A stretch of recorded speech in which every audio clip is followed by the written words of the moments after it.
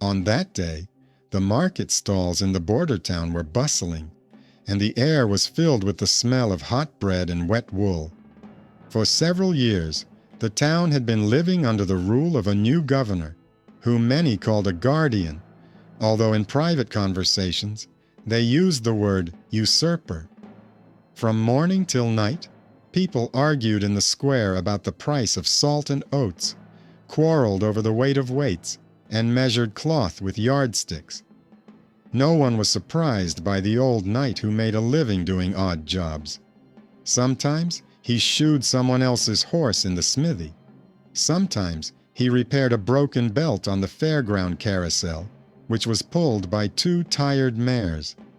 He carried himself simply, almost unnoticeably, and did not elicit pity because he did not ask for it, but simply did his job. Children noticed him first. He could repair the wheels of toy carts in a minute, tell short stories without unnecessary words, and calm a noisy sheepdog with a single glance. The adults noticed something else. He used old-fashioned knots that were known at the former court and paid with rare coins bearing the profile of the deposed king. People said that such metal had been preserved only by those who had once stood close to the throne. He responded to such hints by saying that he had found the coins many years ago on the road, and threw his cloak over his shoulder in a military manner, as if accustomed to the weight of a mantle. There was a widow in the city who ran an inn at the northern gate. She did not like unnecessary words and viewed life as an abacus where grain, candles, firewood, and lodging came and went. She had a quiet teenager with a steady hand who knew how to keep records so that at the end of the month everything added up to the last penny. The boy was teased for often rereading the old books of the stablemaster, which described how to keep dry bits and what to smear on the straps in the frost, and he was ashamed of his skill, as if it were not suitable for a man's lot. When the widow met the gray-haired knight, she was wary at first. Strangers were multiplying in the city, and strangers brought trouble. Over time, caution gave way to respect. She saw how carefully he treated things. His cloak was folded, his straps were greased, his spear did not cast a shadow of senseless threat, but served as a support and a lever. He worked silently and did not eat too much, like a man accustomed to discipline. The first hints of future changes were so quiet that even those accustomed to noticing subtleties did not hear them. The old bell ringer, whom everyone considered almost useless, found a bundle of signal flags with faded colors of the former house in the attic of the bell tower. He showed them to the widow's boy, who carefully wrapped the find in canvas and took it to the kitchen, where the widow kept a secluded chest for rare items. No one paid attention to the small carved buckle with a winged lily, torn from the old standard and fallen on the table. The gray-haired knight, working at the stove that day, glanced at the buckle and did not touch it, although something flickered in his eyes. He said he recognized the old work of the serfs from the valley, who knew how to make metal soft in the light and hard in the shadows. He said this calmly, as if talking about a nail. The second hint came in the form of a noticeable smell. A convoy carrying step fabrics was passing through the city. The chief merchant had a habit of tying the reins in a knot that was unknown in these parts. The gray-haired knight stopped at the crossroads, looked at the knot, and adjusted it with his hands, as one would adjust a child's cloak so that it would not slip off. The merchant, passing by, paused, like a man who had remembered something important and distant. However, the convoy passed without stopping, and the knight walked on, as if he had not noticed either the knot or the glance. The third hint became part of an everyday quarrel. A scribe with the royal seal arrived in the city. He announced that he had to check the measures and taxes, and ordered everyone to have their scales and coin boxes ready. He said that the new order required neat rows in the books. Otherwise, there would be punishment. Many were frightened because in cities, such an announcement meant one thing: fines for every little thing. On that day, the gray-haired knight was working for a widow, trimming a crutch for an old man with a knife, arranging barrels, and repairing a door in the stable that had jammed during the morning milking. The scribe came into the yard, asked for water, looked around, and noticed a bundle of old notebooks with notes on the shelf. He said he would check the accounts. The widow calmly placed a basket of salt on the table and showed him her son's chest and notebook. The clerk praised her neatness, but left a small bundle on the table, as if he had forgotten it. In the evening, the widow untied the bundle and found inside a short letter with the guardian's seal and a small knife wrapped in a rag that smelled of resin. The letter said that a forbidden symbol of the former regime was kept in her house, and that during a search she would be taken as an accomplice. It smelled like a trap. The gray-haired knight, seeing the seal, noticed a slight nail mark at the base and said that this happens when a person in a hurry takes an impression from warm wax without letting it cool. He added that the former chancellery taught them to hold the seal over a bowl of cold water. He said this without malice. The widow hid the letter, even though her hands were shaking. Thus, an everyday situation with a bundle turned into a threat, and the melodrama of the courtyard, where oats and firewood are counted, shifted toward suspense. At night, the scribe's men came. They said that by order they had to check the chests, the attic, and the cellar.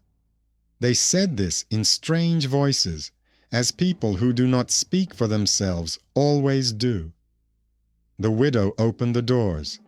Her son stood behind her, holding onto a stool. The gray-haired knight moved around the courtyard like a man who had a detailed map of every dwelling in his memory. He put a barrel back in its place, which could have been tripped over in the dark, removed a rope from underfoot, and moved a ladder against the wall so that it would not touch the chimney. He gave space to those who were going to turn things upside down because he knew how quickly panic could flare up. The scribe's men walked around the house pretending to look for evidence. One of them smelled resin, found a rag, realized he was holding a knife, wrapped it back up, and said it was either an accident or intentional. They left empty-handed, though they left a mess behind. The widow said it all smelled like trouble brewing, and she was right. In the morning, the new Lord's soldiers marched through the square. They posted a notice stating that the city must take the oath by a deadline, specified in words rather than numbers, on the last day of the warm season, before the first grass becomes brittle in the morning frost. Those who did not take the oath would be deprived of protection. The widow saw that there was a sting in the wording. Such deadlines were difficult to dispute. The gray-haired knight took the announcement, held it in his palm, and said that the wording had been composed by someone in a hurry. He added that the court never gave deadlines without numbers, because such a record gave rise to disputes. At that moment, the widow thought for the first time that his speech contained details familiar only to those who had once stood above ordinary people.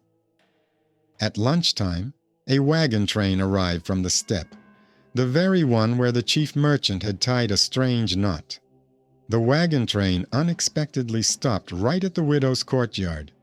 The merchant dismounted and ordered his men to unload not bales of velvet, but sacks of grain. He said he had to urgently repay a debt to the man who had once rescued him from a winter ambush. He said he recognized this man by the way he held the reins, and by the way he looked at the horse with care, as if it were his equal. He added that he did not ask for a name, because a name was not as important as the deed. Thus, the farmstead received an unexpected supply of flour, and with it, protection, and the opportunity to survive a bad week. People looked around. A stranger, who had not been asked, had brought help, and this changed the situation of the widow's farmstead, because now any search would be met with the stranger's right to the goods. One of the soldiers, accustomed to laughing at the poor, made a joke at the old bell ringer's expense. The latter bowed as usual and walked away to the tower. He was considered a simple man, as he sometimes confused the hours when fog covered the valley. However, he had skilled hands and a memory for small details. He remembered which rope rubbed and where it could suddenly break. He understood how to send a signal with smoke if the wind changed direction. This skill seemed trivial until that day. In the evening, the clerk came to the courtyard again with soldiers and said that the people should be brought out into the courtyard and an inventory made of everything in the chests.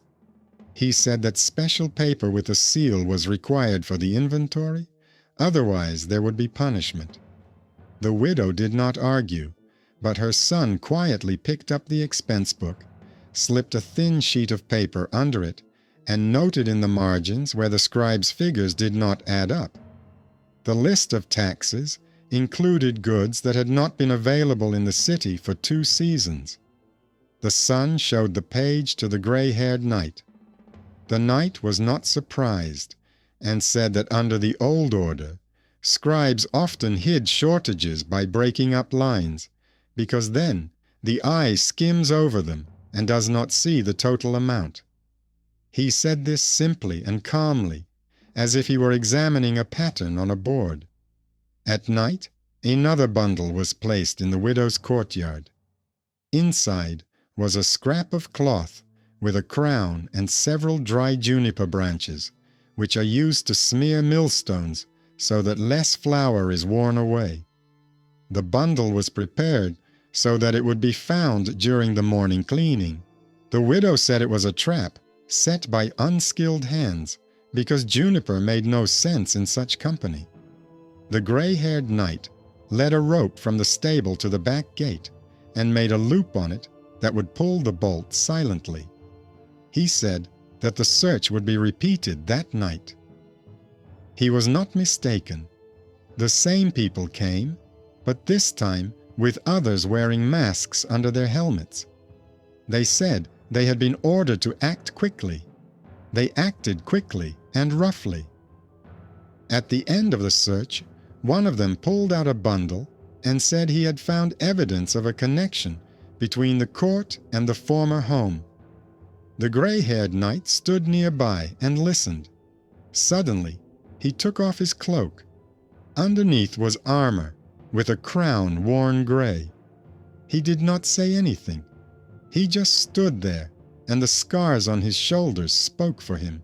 The people who had come to search found themselves caught between 2 gazes. The gaze of a man they saw every day and were accustomed to despising, and the gaze of a man they knew from legends and were afraid to love. They hesitated. One stepped back. Another said he had to call his boss and rushed off. The rumor that a man with a rusty crown had appeared in the city spread faster than the noise of the market. Some said he was an impostor. Some remembered that the king had an arrow wound on his left shoulder, and that this vagrant held his arm slightly lower than it should be. Some recalled the voice of the former ruler, but the vagrant had no voice. He spoke rarely and evenly. In the morning, the city became alien to itself. New signs hung on the walls, and the guardian's red flag flew above the tower. The old bell ringer was driven away from the ropes, but he returned and began to dismantle the cushion to replace the worn-out part. No one stopped him. People get used to old people. They stop seeing them. On that day, a young clerk from the guardian's office came to the widow alone, without soldiers. He said he wanted to look at her son's records again because he hadn't had time yesterday. He said it too politely, and this politeness smacked of danger. He sat down, opened the book, ran his finger along the lines, and paused at the one where the tribute for oats was listed. He realized that the book did not contain the fraction that hid the shortage. He realized that the boy could see the total amount. He said that the boy should come to the town hall and help put the lists in order. The widow said that the boy was busy in the stable. The clerk left, but a cold look appeared in his eyes. At that moment, an innocent request became the beginning of persecution. By evening, the step wagon returned, although it had no reason to delay. The merchant brought with him a dozen horsemen, each holding a bag tied with a knot that would not come undone in the jolting ride. He said he would stay until dawn, and that his men would help if needed. He said he remembered the winter in the gorge, where one mistake would have cost a life, and that debts are paid as long as the heart remembers. He said this without pathos, like a note in a book. So suddenly, the court had a resource that no one had asked for.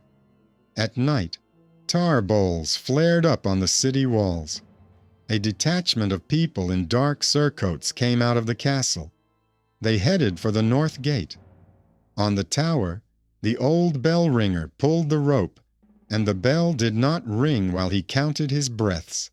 He was waiting for the right wind. When the wind shifted from east to north, he struck the first blow. It was a signal understood only by those who had learned it before. One long, two short, a pause, then 3 even blows. This was how they warned of fire at fairs in the old court. The town took it as an alarm and rushed to close their shops. The soldiers became confused. While they were dispersing into the alleys, the steppe horsemen turned their horses at the northern gate, and the gray-haired knight lifted the bolt with a loop that had been prepared in advance. All this did not look like a miracle. It looked like a plan laid out in advance, in which each knot held the other. A widow and her son brought barrels of water and baskets of bread into the courtyard, which prevented those who wanted to set fire to the place as punishment. The old bell ringer pulled the second rope and pulled the old faded flag, hidden by the boy a week ago, over the brown cloth. It was risky, but it made people look up. The wind unwrapped the cloth and revealed a winged lily. The soldiers were confused because they did not know whether to burn the courtyard where the sign of the one who might be their master tomorrow was visible. By morning, the city had awakened in a state that could be described as neither peace nor war. People gathered in the square, each trying to figure out whom to side with now.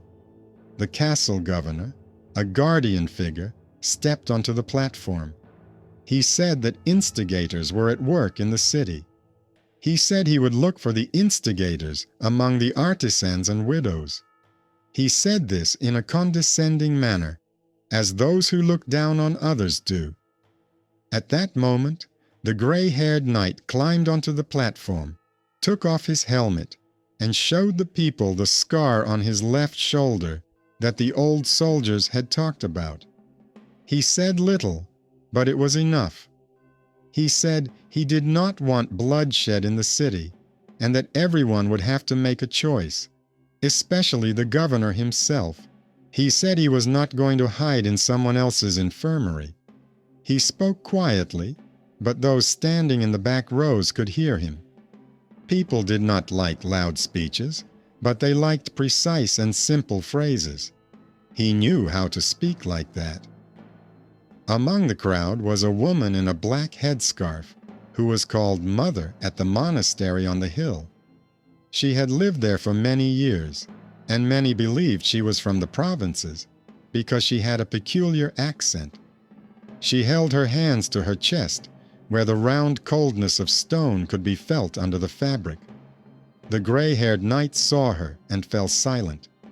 She lowered her gaze and whispered, so that no one else could hear, but he understood. People saw only one thing. The old man and the woman met each other's eyes, and that glance reflected a long memory. Later, it became clear that this woman was the older sister of the deposed king, who had disappeared in the year of the Great Plague. She had gone to a convent to hide her name and had remained silent for many years. She knew the ancient paths around the city and the keys to the spare gate in the western wall. Only 2 people knew this. And so, a new silence descended on the city. People remembered how the bell used to ring on the days of sacrificial gatherings, how bread was distributed from the granary when the suburbs were starving. They remembered that the horses at the former court were well fed, and that the grooms kept the road 3 times wider than it was now. Memory was strangely shorter and simpler than the past, but it made people bolder. The governor, seeing the faded banner fluttering, nodded to his men, and they led the troop to the north gate. It seemed that a clash was about to happen. The gray-haired knight took a step forward. He raised his hand, but not as a sign of attack. He showed the people the old sign of reconciliation. Palm up, fingers spread. He said that killing was not allowed, because tomorrow they would have to live side by side, and every blow would remain in their memory longer than a just sentence. He said he wanted an open trial in the square, where everyone could say what they had to say. He said it was not a request, but an order that he would bring with him if they gave him their word. The people nearby exchanged glances. An old hunter rose from the crowd and said he would try to insist that the governor accept this condition. Otherwise, the river would carry them all away when the ice broke in early spring. He said it absurdly, but the meaning was clear. If blood was shed now, it would return as disaster in the spring. The governor, accustomed to simple schemes, did not expect to be offered a trial instead of a march through the houses. He agreed to buy time. He said that the trial would take place on the 3rd day, named in words, when the first warm thunderstorm passes and when boots no longer get stuck in the clay. The people agreed because they were as tired of the mud as they were of the threats. The gray-haired knight left the scene without using his guards. He told the widow that until the trial, no one should be given a reason to quarrel. He told the widow's son that the books should be kept handy. He told the old bell ringer that he should prepare the ropes. For those 3 days, the city lived in anticipation. The step merchant kept his men on the outskirts so as not to irritate the governor. The monastery opened its outer gate, and a quiet path led there for those who wanted to confess before the change. The widow ground flour and distributed water. Her son copied the lists of collections, placing small dots next to them to indicate where someone had sinned against the measure. The old bell ringer sat on the steps under the tower and counted in his mind the strokes that would wake people at the right hour. A gray-haired knight came to the tower, sat down, and remained silent. People said that he seemed to be listening to the sound of the river, even though the river was far away. On the day of the trial, the sky was indeed covered with short, warm showers. Tables were set up in the square, on which books, scales, and bags of sand for seals were placed. It was announced that everyone would speak in order. The widow was the first to lay out the bundle found in her home and tell about the night searches. Her son opened the books and showed the places where the numbers did not add up. He spoke calmly, which made his words sound more convincing. The governor tried to dismiss him, but the steppe merchant asked to speak and said that his caravan calculated differently and that discrepancies were always visible if you looked at income and expenditure together rather than separately. He placed his books on the table, which came as an unpleasant surprise to the scribe. Then there was a new twist that the city was not prepared for.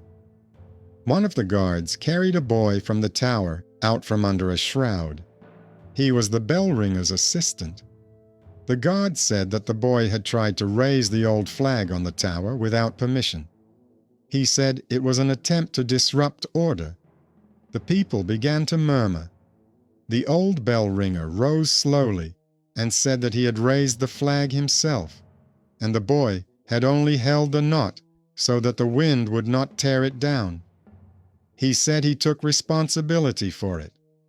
The governor seized on this as a convenient excuse for harshness and said that anyone who raised old symbols should be punished. The gray-haired knight turned to the old bell ringer and bowed to him as low as one bows to an equal. He called him an underappreciated man who held the city together and knew its ropes better than any warrior knew his sword. He said he would punish the one who raised his fist, not the one who raised the rag. The people murmured and began to agree with this idea. The governor realized that the arrow had been knocked out of his hands. The trial took a turn that no one had planned. It turned out that the scribe had been hiding the shortage for many months, framing those who did not know how to defend themselves. He did it clumsily and left traces. The widow's son showed these traces, and the gray-haired knight explained why they did not do so at the old court. The monastery mother said that she kept old papers with seals from the past in her storeroom, and that the seals there were stamped neatly, with cold fingers, not hot and hurriedly. She added that she had seen the scribe rushing and smearing wax on the table more than once. So small observations formed a chain. By evening, the trial was interrupted because the rain had intensified. The governor gave the order to withdraw the troops to the castle. The gray-haired knight said that the worst decisions always happen at night, and that at dawn it would be clear who was ready to continue talking. He said this and left. That night, the city did not sleep. The old bell ringer sat by the ropes. The steppe horsemen changed their horses' horseshoes. The widow baked bread. The widow's son copied the names of the witnesses. The monastery mother went from cell to cell and prayed without words. Towards morning, the guardian's black squad arrived at the northern gate. They were to take the gray-haired knight into custody and take him to the capital. They came without knowing that there was a gate in the western wall that had not been used for a long time. The monastery mother opened it, and people who lived in the suburbs and kept old bows under straw entered. They did not want blood, but they wanted justice. They stood in a chain between the black squad and the city. The old bell ringer gave the signal. The bell rang 3 times, then fell silent. It was a sign that the moment of choice had come. The gray-haired knight climbed the steps of the platform. He took off his cloak. A crown glinted beneath the rust on his chest. He said that a man who cannot look people in the eye should not rule them. He said that the current order was based on fear and habit, not on law. He said that he did not promise miracles, but he promised an accounting where everything would come together. He said that he had not returned to life to take away someone else's. He said that he was ready to take a blow from anyone who decided that he was lying. He stood alone, and behind him were only the old bell ringer, the widow, her son, the steppe merchant, and the monastery mother. That was enough, because at that moment the crowd saw not a cloak or a scar, but a choice. The governor faltered. The governor took a step forward and said he was ready to listen if those who raised old signs were taken away from the city. He explained that this would bring peace. He counted on the agreement of the crowd, tired of anxiety. At that moment, the underestimated hero did his part. The old bell ringer, who had been considered all his life not as a decision-maker, but as an executor, pulled another rope and opened a flap in the tower. The wind entered the bell's hum, and the sound became low, heavy, familiar to all who remembered the years before the coup. This sound did not mean a call to arms, but the beginning of a meeting at which people spoke not one by one, but in turn, and no one had the right to force the speaker to leave until he had finished. People instinctively formed a circle. The governor realized that he had no instrument of power against this sound. He said that he would yield to form and speak in turn. The first to speak was an old groom who had worked at the royal stables. He showed a leather belt that he kept in a chest. On the inside of the belt was a mark made by the former king's hand, a round letter with a small notch. The groom said that the man standing on the platform was holding the reins in the same way that the king had held them on the day of the summer hunt, when his brother's horse had fallen into a ravine and the king had taken the blow. He said that such small details could not be faked. He said this simply because he always spoke simply. Then the scribe spoke. He tried to defend himself, but the widow's son opened his lists on the table. He pointed to a blurred line where the numbers differed by the same amount each month. He said it was a sign of carelessness. He added that he was not going to judge, but he did not want records that disgraced the very idea of accounting to circulate in his city. This phrase disarmed many. The governor brought in 2 witnesses, but their testimonies contradicted each other. The step merchant added a small detail. He showed the knots on the bags. He said that the knots tied by the gray-haired knight in the courtyard at night held better than the knots tied by his own men. He said that empty people do not have such hands. People listened, and with each detail, the governor's confidence melted like snow in the spring sun. When it was the abbess's turn, she took a stone from her chest and placed it on the table. It was the seal stone of her former home, removed from its chain and hidden many years ago.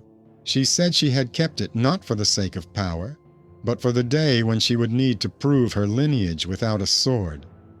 She told how she had disappeared from the court during the year of the Great Plague, and how she had left under a different name to wait out the trouble. She explained that she could no longer remain silent because silence had become like participating in someone else's lie. The people froze. The governor understood everything, but the decision was already slipping through his fingers. The gray-haired knight was in no hurry to press his advantage. He continued to speak in short phrases about reckoning, measure, and collective memory.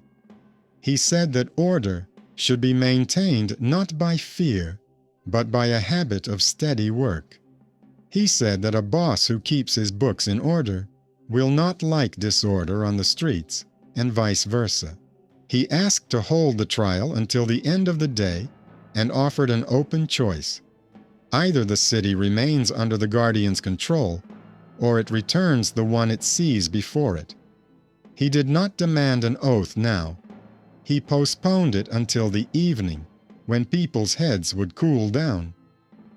While the trial was going on, there was another twist, which had been prepared by a week of minor observations.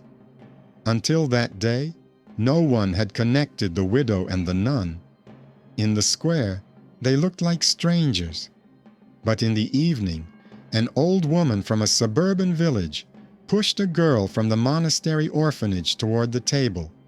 The girl had a thin semicircular scar on her wrist.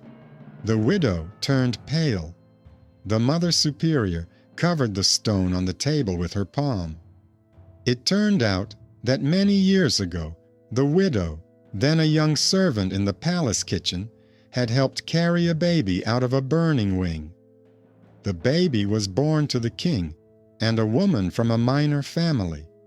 They wanted to hide the girl so that the guardian would have no reason to squeeze out all the heirs. The girl grew up in a monastery and knew nothing about her origins. The connection became apparent when the widow saw the scar left by the copper bracelet she had once put on the baby herself to distinguish him in a hurry. Thus, a long-ago kindness became intertwined with the present day. It was a hidden kinship that only two people knew about, and neither of them sought to profit from it. But the fact proved stronger than their intentions. People saw the simple service of a stranger's girl, who now turned out to be closer to all their fates than any of the officials. This detail changed the crowd's attention. People stopped looking at the governor. They looked at the widow, the girl, the nun, and the gray-haired knight. They saw in this not a legend, but an order where memory and duty converged in perfect harmony. The governor understood this and tried to organize a forceful departure. He gave a signal to his men. Then the underestimated bell ringer did one last thing. He gave a signal to the neighboring hills with the lowest roll that could be heard across the valleys. This signal meant a request for witnesses. Bonfires flared up on the hills. People who had received bread from the barn during times of famine in the years of their former home came from the suburbs. They came not with spears, but with words. This finally made any attempt at a forceful solution pointless. By evening, the city had made its choice. A bowl of cold water and wax was placed on the platform. The seals were applied one by one. The gray-haired knight pressed his fingers into the water to make the impressions smooth, as they had been taught in the old days. The people took the oath, not as a single crowd, but in rows according to their craft. Each master placed the sign of his guild next to the seal.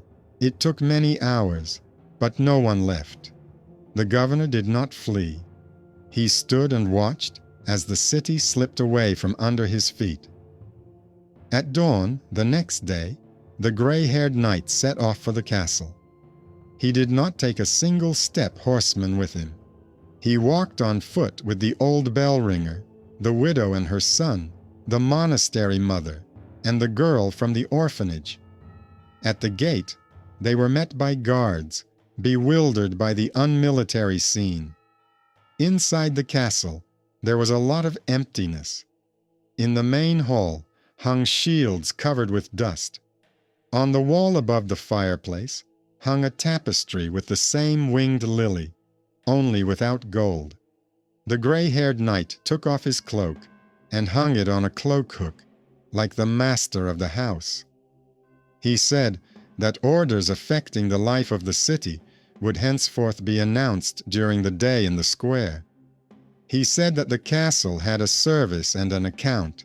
He appointed the widow's son to check the books together with a new scribe from among the craftsmen.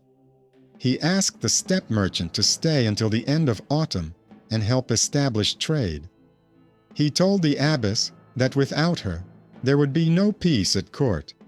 He asked the old bell ringer to be responsible for the signals and to keep the ropes dry. He made these appointments quietly, as if he were putting away his tools after work. The governor remained. He was led out into the courtyard. People expected execution, because that is how such stories usually end. The gray-haired knight said that he did not seek revenge. He said that in the governor's darkest deeds, there was one thing that was clear. He had not cut the throat of a single child or burned a single house without orders. He said that the punishment for embezzlement and blackmail would be severe, but not bloody. He sent the governor to a monastery on the shore, where he was to copy books for the rest of his days, and clean the ink from his fingers with salt and vinegar, so that he would remember that numbers cannot be washed away. The crowd accepted this decision with a heavy sigh. There would be no cruel bloodshed, but the bitter memory would suffice. Then began the work, which was nothing like a victory feast. The widow's son and his new assistants spent 3 weeks putting the books in order. He found and described all the false entries that the scribe had made over many seasons. He compiled a list of names of people who had paid twice.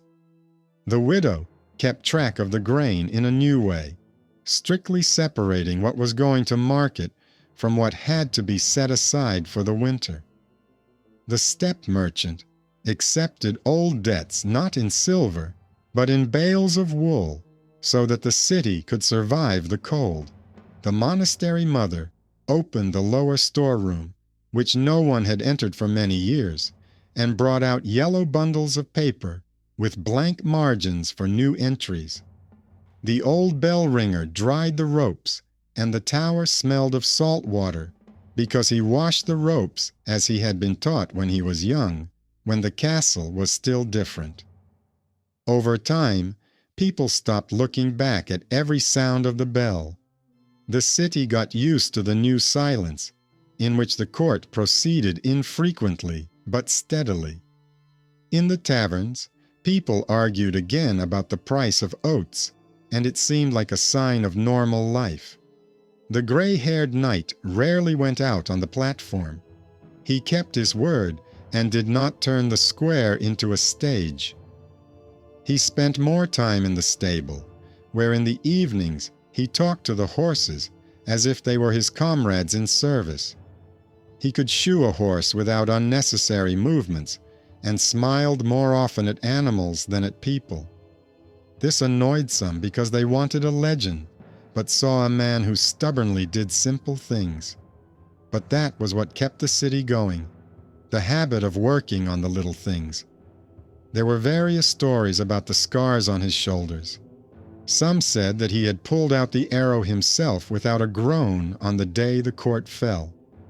Others said that the wound had been covered with salt and skin, and that the pain had only returned now that he had taken on the burden again. They brought him herbs, and he accepted them without pride, as one would accept water from a stream. The girl from the orphanage, who turned out to be the flesh and blood of her former home, learned to count from the widow's son, because this skill is necessary for anyone who will make decisions. She grew up without any special honors. No one called her anything other than her name. She was not put on display before the crowd. It was the decision of the gray-haired knight and the mother superior of the monastery, not to make her origins a signboard. One day, the same scribe returned to the city, now dressed in white monastic robes, to bring books for exchange. He was thin, silent, and kept his hands hidden in his sleeves. He did not look at people. He said he was asking permission to take one notebook where his hand had written dirty lines to teach young people how not to behave. His request was granted. There was no generosity in this. It was the very fairness that the gray-haired knight preached not with words, but by not letting anger lead him. At the end of autumn, the city celebrated a day called the Day of Calm Waters, when the river flows silently, and footsteps can be heard on the wooden bridge in the morning. Bread, salt, and butter were displayed in the square. People stood in a semicircle. The gray-haired knight climbed the steps and said briefly that the year had been difficult, but fair, that there were savings, that no one would be left without bread and a warm place to stay in winter. He said he did not promise wealth, but he promised order, where everyone knew how much they had in their pockets and how much they owed their neighbors. He wished everyone nights without the alarming bell. The crowd responded with silence, which was louder than any shout. Only by the end of winter did it become clear that the legend had caught up with the man. In neighboring lands, people discussed that the exiled king had returned not with a campaign, but with a bill, not with a dinner of gold, but with a bucket of water at the gate. Rumors spread like smoke over wet straw. He did not respond to them. He got up at dawn, walked around the courtyard, and counted his steps so as not to lose his balance in his head. He did not keep guards around him. He kept those who knew their craft: the bell ringer, the widow, her son, the merchant, the monastery mother. He loved the equal rows in the book more than the equal rows of spears under the wall. Not everyone liked it, but it kept the city from making bad decisions. The latest threat was discovered through a simple thing.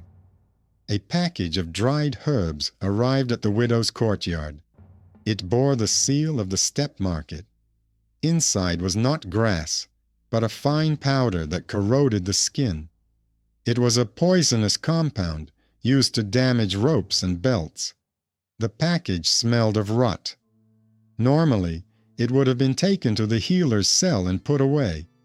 But the widow's son noticed that the wax on the seal was a different shade than that on real parcels from that market. He reported this to the gray-haired knight. The knight said that the parcel was an attempt to destroy their knots. He ordered it to be taken to a vacant lot, buried deep in the wet sand, and marked.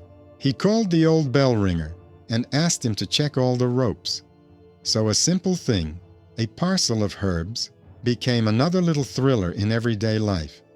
They dealt with it quietly. They were used to dealing with things that way. In the spring, tables, a bowl of water, and wax were set up again in the square. The city confirmed its choice, because choices are confirmed not once or twice, but every time a new season begins. The gray-haired knight was in no hurry to put on a clean crown. He left the rusty one on his chest, which now shone not fleetingly, but confidently. He did not restore the former luxuries of the court, but he did restore what courts are needed for in the first place: moderation, silence, and accountability, without which any power turns into a hunt. People spoke of him in different ways. Some called him a king, others a wandering knight, and still others an old man with a strange habit of listening to the wind at the tower. The truth was simple. He was a man who had lived years in exile and returned not for glory, but to put a few straight columns in the city's book. Once he threw off his cloak, and the people recognized him as the one who had fallen and risen again, and every time he walked through the fair and fixed a child's wheel on a cart, people saw that there was more power in this activity than in any sign on a helmet. That was the denouement. The finale did not resound with brass.